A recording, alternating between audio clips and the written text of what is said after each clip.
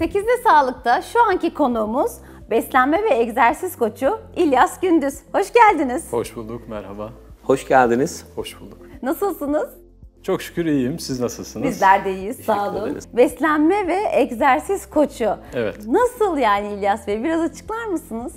Şöyle aslında, insanlar disiplin altına girmekte zorlanıyorlar. Özellikle benim çalıştığım kısım kanser, obezite, otoimmün rahatsızlıklar gibi kronik olan hastalıklarda bu süreci iyileştirebilmek adına onlarla beraber yürümek diyelim. Hastalıkların ve ya da fiziksel görünümümüzün sebebi tam olarak nedir? Aslına bakarsanız hani bu tarz hastalıkların, mesela örneğin kanseri ele alırsak, düşüncelerimizden direkt çıktığını söyleyebilirim. Hatta genel olarak bir istatistik böyle baktığım zaman kanser hastalarına travmalarıyla çok fazla kendilerini haşır neşir etmiş insanlar olarak görebiliyoruz. Doğal olarak bu insanların buna çok ihtiyacı oluyor. Özellikle pozitif enerjiye, evet, pozitif enerji ve kendisini yükseltebilecek bütün olumluluklara diyorsunuz değil mi İlyas evet, Bey? Evet. Bence de. O yüzden de düşünceyle direkt bağdaştırabiliriz. Çıkış sebebi olarak bunu görebiliriz. Kendilerini düşürmemeleri gerekiyor. Evet. En önemli şey buradaki hastaların. Peki doyması gereken ruh mu, sizce beden mi? Doyması gereken şey tabii ki ruhumuz. Genel olarak dikkat ederseniz hep böyle daha fazla yiyoruz ya da yemememiz gereken şeyleri yiyoruz. Hani kaba tabirle gözümüz doymuyor. İşte bunun sebebi aslında bizim ruhumuzun doymamış olması, bizim ruhumuza önem vermemiş olmamız ve mutluluğu o an o yediğimiz şeyde aramamız. Eğer o an o yediğimiz şeyde biz mutluluğu aramasak zaten böyle bir problem olmayacak.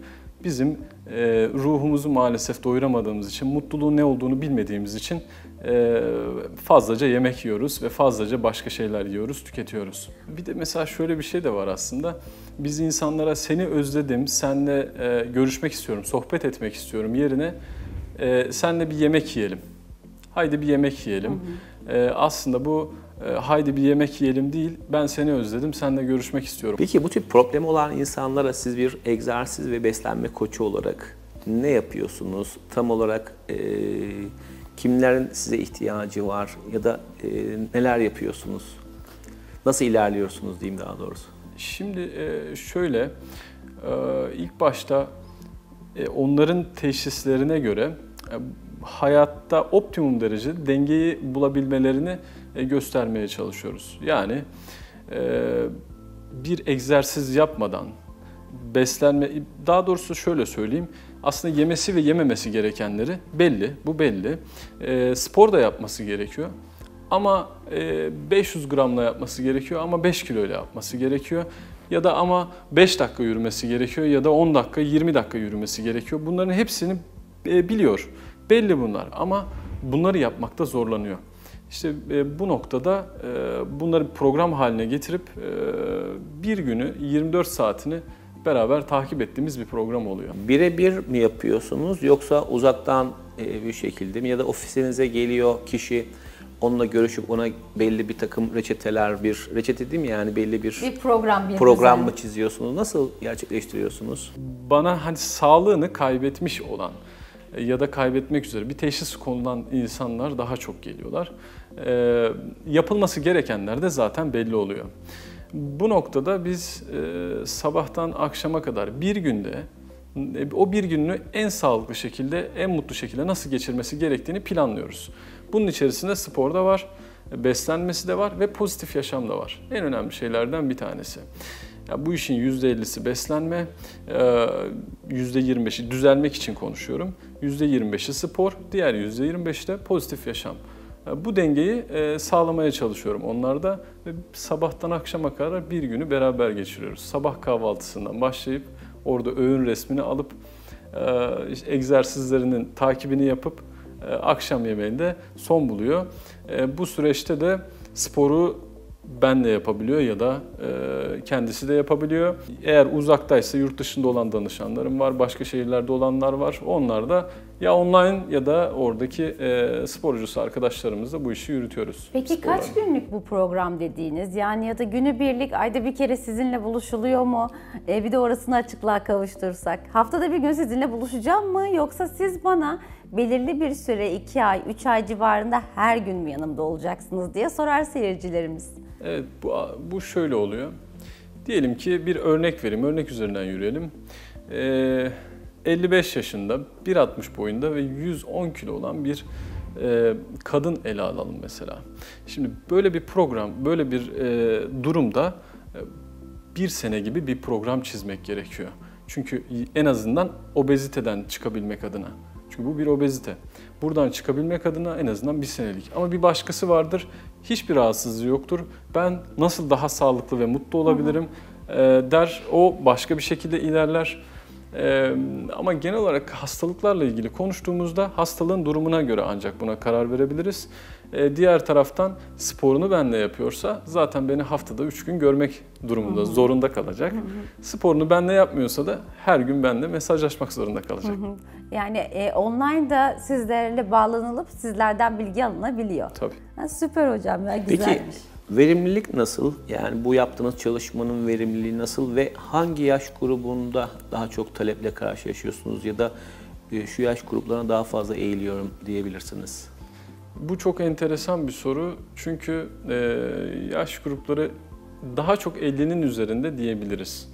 Neden 50'nin üzerinde? Çünkü o yaşın üzerindeki insanlar sağlığın kıymetini, mutluluğun kıymetini 30 yaşındaki, 25 yaşındaki insanlardan daha çok iyi biliyor. Çünkü kaybetmiş oluyor. Genç olan nesilde daha bunun farkına varmamışken 50'nin üzerine çıkmaya başladığımızda artık rahatsızlıklar baş gösterdiğinde bunun kıymeti biliniyor ve daha çok genelde o 50 yaş üzerinde daha çok isteyen oluyor. Bu şekilde devam ediyoruz. Emeklilik peki buna etken mi? Çünkü emekli olduktan sonra biraz daha rahata kavuşur insanlar. Biraz daha kendilerini dinlemeye başlarlar. Acaba bu buraya etken olabilir mi? Evet, zaten hani çalışmayı bıraktıktan sonra insanlar kendilerini daha fazla dinlemeye başlıyorlar. Bu çok doğru. Çünkü öncesinde bu günümüzün koşturmacasında gerçekten önceliklerimiz o kadar fazla ki sürekli bir koşuşturmaca, sürekli bir stres altındayken eve gidip yatıyor ve hastalıklarının bedenini hiç düşünmüyor ve hastalıkların ne çıkabileceğini hiç düşünmüyor. Hasta olduğunda ben giderim, hastane ve doktorlar beni düzeltir diyor. Aslında düzeltecek olan kişi kendisi yaşam tarzını değiştirerek düzeltmesi gerekiyor ama dediğiniz gibi emeklilikte bu daha çok dinleniyor. Bir önceki soruda da tekrar şunu unuttum söylemek istiyorum. Hani başarı oranı da bugüne kadar yani çok başarılı olduğumuzu söyleyebilirim çok şükür. Çünkü buradaki başarının sırrı o disipline girmesi gerektiğini baştan ben söylüyorum ve zaten başka kaybedecek bir şeyi yok. O yüzden başarı oranımız yüksek. Çünkü yapabileceği başka hiçbir şey yok yani. Peki daha sağlıklı ve mutlu olabilmenin koşulları nedir? Yani buradaki anahtarı nedir? nedir? Daha doğrusu. Anahtar şu, biz kendi bilince eriştiğimiz zaman, yani aslında bilince erişme, yani ergenlikte de bunu çocuklara aşılamamız gerekiyor, gençlere aşılamamız gerekiyor. Kendi bedenimizin ve ruhumuzun dünyada en öncelikli sahip çıkmamız gereken şey olduğunu bilmemiz gerekiyor. Yani bizim bu dünyada sahip olduğumuz şeyler, evimiz, arabamız, ailemiz, annemiz, babamız, eşimiz vesaire değil. Bunlara biz sahip değiliz. Bunlar sadece bu hayatta bizim yaşarken beraber olduğumuz kişiler ya da maddeler. Bizim en öncelikli düşünmemiz gereken şey, tek sahip olduğumuz şey beden ve ruhumuz. Buna dikkat etmemiz gerekiyor. Öncelikle bunu doyurmamız gerekiyor. Bunu doyurmak için biz hiçbir zaman kalkıp da ben her gün spor yapacağım ya da her hafta düzenli spor yapacağım demiyoruz. Bunu optimum şekilde yapmak gerekiyor. Bazen bir ay spor yapamayabilirsiniz ama siz bunu hayatınıza yaydığınızda, hayat boyu yaptığınızda siz emin olun ki sağlıklı olacaksınızdır. Ya da ben her zaman sağlıklı besleneceğim obsesyonunda olmamalı kişi. Evet, sağlıklı beslenin ama bu dünyada diğer lezzetleri de tadacaksınız. Ya bir dondurma da yiyeceksiniz, bir pizza da yiyeceksiniz. Başka şeyler de, kebap da yiyeceksiniz. Ama bunun bir dengesi olması gerekiyor. İnsan bunu kendi kendine artık dengeleyebiliyor pozisyonuna girmesi gerekiyor. İşte o dengeyi şaştığımızda aslında sağlıksıza doğru ilerliyoruz. Evet. Hem bedenen hem ruhen, değil mi? Evet, Doğru kesinlikle. söylüyorsun. Peki bedenimizi doyuruyoruz İlyas Hocam. Herhangi bir şekilde biraz önce söylediğiniz gibi yemeklerle, herhangi bir şeylerle. Ruhumuzu neyle doyurmamız gerekiyor? Ruhumuzu şöyle doyurmamız gerekiyor. Aslında çok basit. Mutluluğu dışarılarda aramamamız gerekiyor.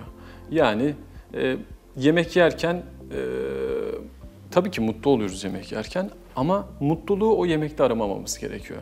Yani ben bir farz misal lahmacun yerken işte çok mutlu oluyorum. Ben gidip canım bunu yemek istiyor, bunu yiyeceğim deyip onu da aramamamız gerekiyor.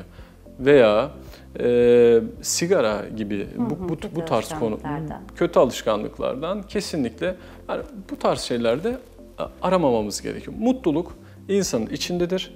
Sadece insan hayatında yaşadığı sınavlara dikkat etmesi gerekiyor.